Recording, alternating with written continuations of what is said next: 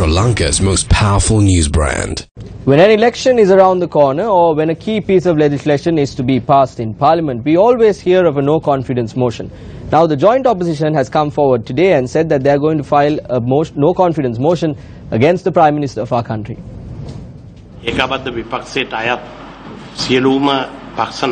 All party leaders that come under the joint opposition have unanimously decided to move a motion of no confidence against the Prime Minister over the matter related to the bond issue. The leader of the joint opposition, MPs Dinesh Gunawardene, yesterday addressed a letter to the President in order to prepare this motion. The letter requests for the complete report of the Bond Commission. Based on that, we will prepare the motion of no confidence against the Prime Minister.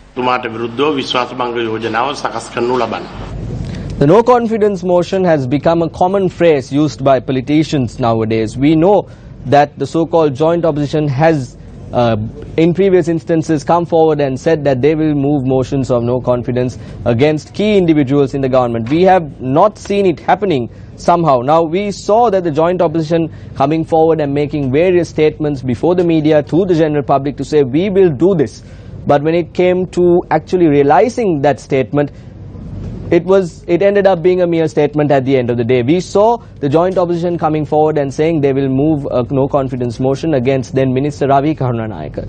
But what happened at the end, you and I, general public of this country know what happened, and they know that the motion of no confidence did not go ahead, and we know what happened at the end. Now, key figures in the joint opposition, the so-called joint opposition, were sometimes not present in Parliament when key pieces of legislation was being discussed. The joint opposition came forward in the recent past, came forward and said, we will stand against this particular act, we will stand against this particular rule being passed in Parliament. But when it comes to actually doing that, when it comes to actually making a noise inside Parliament to say this is our statement and this is our stance, has the joint opposition been able to do that? That is up to the general public to decide. Now, take a look at the 2018 budget. There were 155 votes cast for in favor, and there were 56 votes cast against the 2018 budget. What did the joint opposition come out and say to the general public? They said, no, we are not going to stand with the government. The main problem we have is the SLFP, UNP togetherness. The consensus government is our problem, and we will stand against it. What happened? Were they able to create that